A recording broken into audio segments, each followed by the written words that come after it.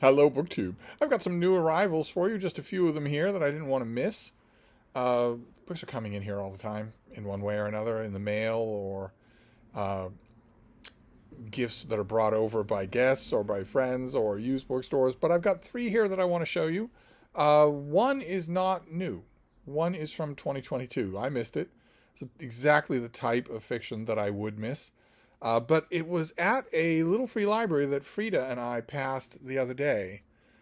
Ordinarily, I try not to look in on little free libraries. It's absolutely an obscenity for me to take something from a little free library when I'm bombarded with books all day long every day. But we were having a walk and it was fun, and we passed a little free library that I don't think we've seen in a long time, and I was feeling a little bit valedictory about the whole thing because we're headed into a few days of excessive heat, almost 90 degrees here in Boston for the next few days. So long, rambly walks where we're likely to encounter a strange little free library are probably going to go off the menu until next week. So I grabbed this thing. It's by Rebecca Searle. A lot of you probably know this author that I don't. It's called One Italian Summer, with lovely gold gilting there on the cover. Really nice little detail there. And this is the type of contemporary Emily Henry type thing that I just don't tend to read. It's not possible to review them. So since they're a new release and since they cannot effectively be reviewed and no one wants a review of them, it just feels like an odd void for me where I would not go. But what is this here? When Katie's mother dies, she is left reeling. Karl wasn't just Katie's mom, but her best friend and first phone call.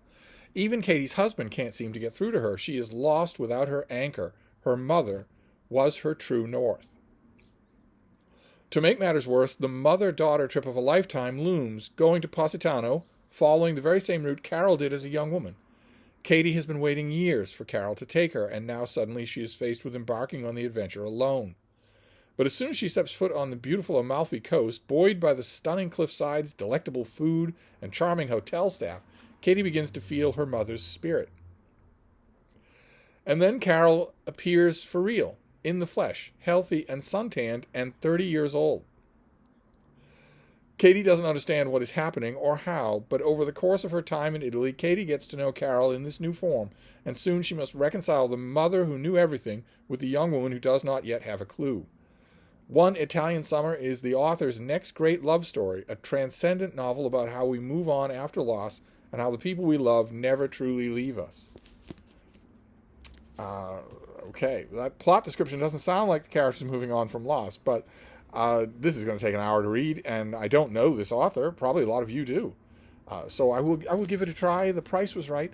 And then we have a couple of books that came in the mail. A whole bunch of stuff came this morning that I opened off camera. I guess these were opened off camera as well. But let's at least look at them. This first one is for mid-November, so it's a long way off. It's by Lauren Oakes. No pun intended, I'm hoping. And it's called Tree Keepers, The Race for a Forested Future. How's that for a cover, huh? From weather reports touting record-breaking temperatures to the news coverage of the ever more frequent extreme weather events, like a monster hurricane in the Caribbean in June, for instance. The media serves as a constant reminder of the increasingly dire climate crisis. Despite the negativity and sense of doom and gloom surrounding climate change, outlets across the political spectrum have purported the same potential solution. Reported the same solution. They haven't purported. They've reported. Planting trees.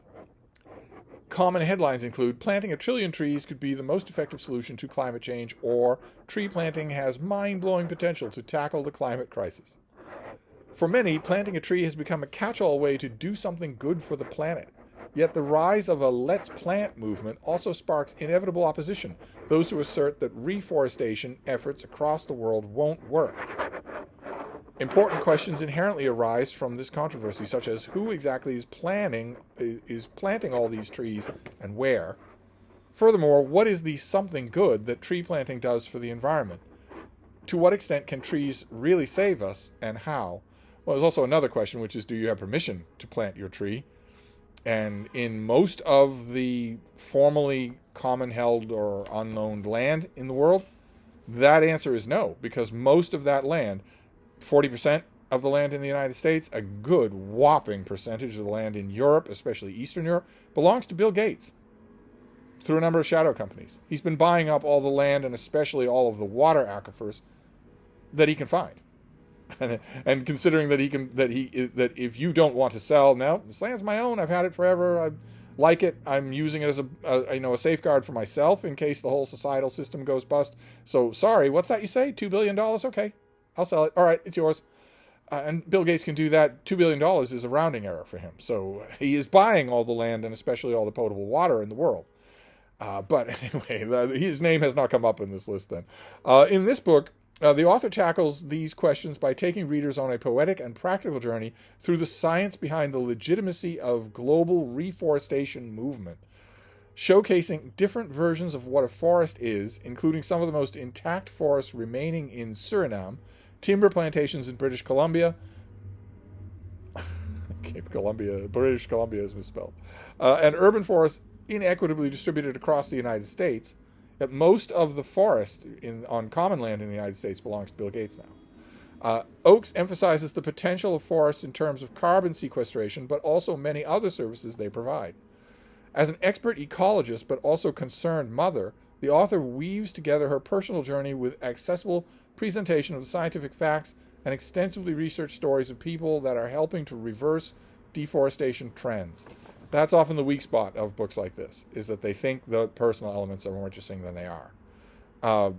If you're viewing reforestation of the planet as essential to humankind's survival, and you're telling the story of the scientific obstacles to that and how they can be overcome, and you stop in chapter 15 to tell us about, little Evan's graduation ceremony, you have hurt your book, whether you believe it or not, whether an agent decided the heart to tell you it or not.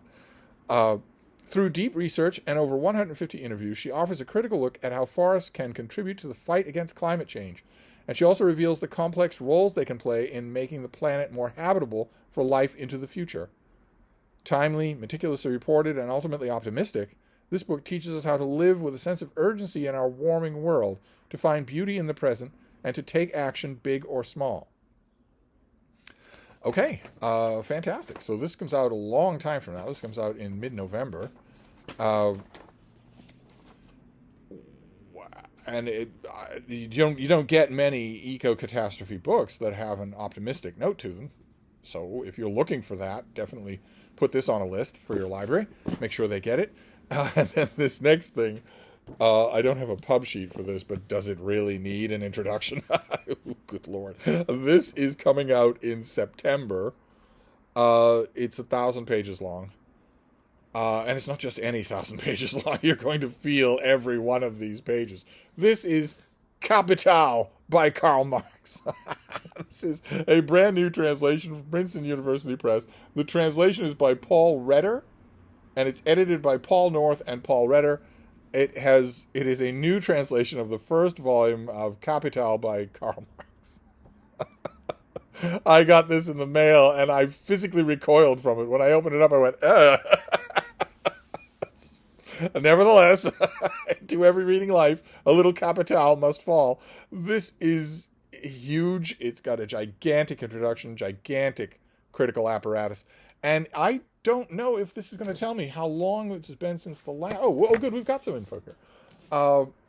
Let's see here. Karl Marx was living in exile in England when he embarked on an ambitious, multi-volume critique of the capitalist system of production. Though only the first volume saw publication in Marx's lifetime, it would become one of the most consequential books in history. True. This magnificent new edition of Capital is a translation of Marx for the 21st century.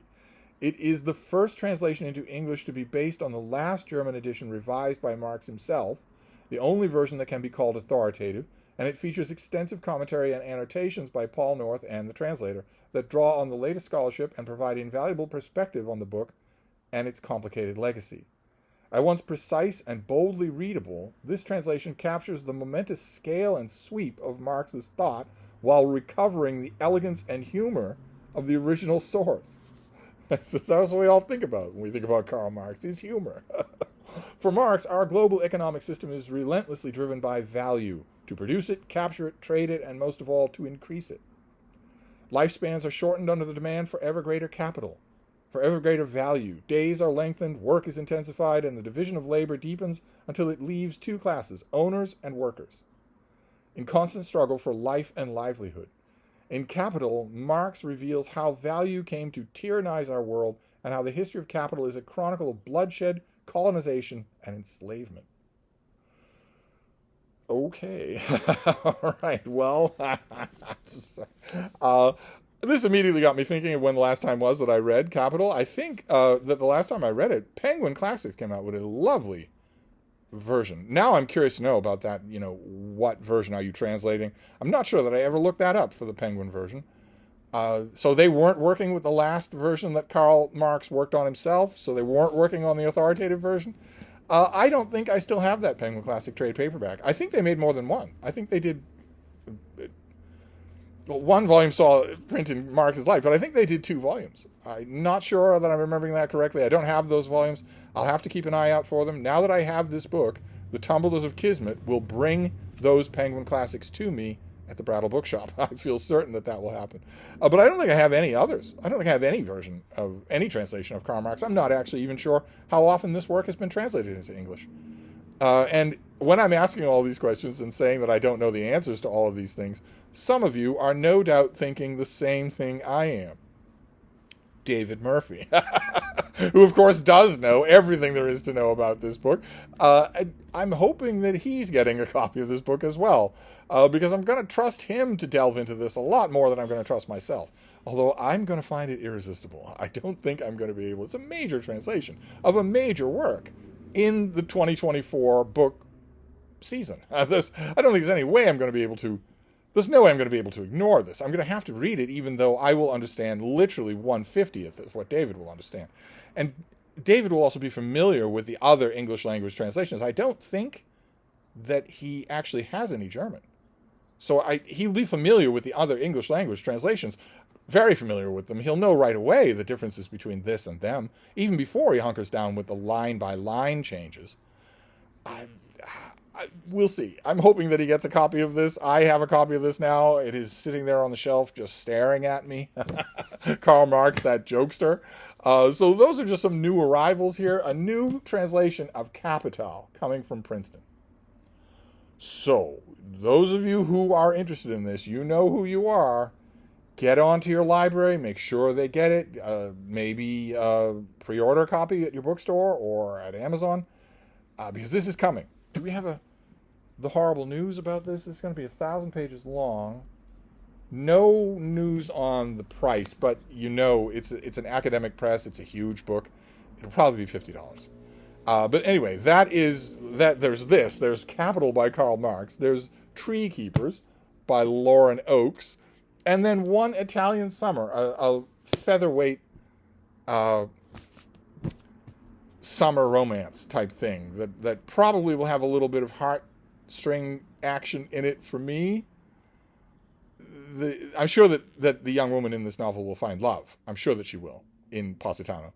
But the fact that she's meeting her mother, that her grief with her mother is so great that it actually causes her to hallucinate or warps reality or however the book is going to do it. I felt that from my own sainted ma. I wanted nothing more than to be wrong. I wanted nothing more than to be wrong. I wanted nothing more than to walk into Filene's or Woolworth's or whatever and see her there. Oh. Okay, well, I felt like my heart was ripped in two. I bawled like a little baby for 3 straight days. My dogs couldn't do anything to console me. But it turns out I was wrong. Here you are. Okay, so let's go to lunch. And then, we'll come home and we'll trade insults with each other, and then we'll sit down and watch something on TV. Maybe there's a nice miniseries on or a comedy or something. I felt that. I didn't make it into a book, and I never believed it was real. We'll see how this book handles it. I have a pronounced sweet tooth for ghost stories, for not so much scary ghost stories as for resurrection stories would be a better word for it. People coming back, however briefly. I have a rather pronounced sweet spot for that. Speaking of David Murphy, he has the battle scars to prove it because I've dragged him through a number of those scenes in various movies and TV shows. So this is right up my alley. I think that's why I grabbed it. So those are some new arrivals. The mail has not come yet today, so there's bound to be more new arrivals. There won't be any mail on the 4th of July, of course, in America, and I don't know that there'll be any mail that weekend. I mean, it's just an open invitation to a nice, long, flagrantly irresponsible long weekend. I say people do it. I'm not asking anyone to deliver me mail on a long 4th of July weekend. So I will try to do better. I will try to put packages aside and open them with you. But this is little anyway. Good God, what more do you need than Karl Marx? So I'll wrap this up for now, and I'll be back. Thank you, BookTube.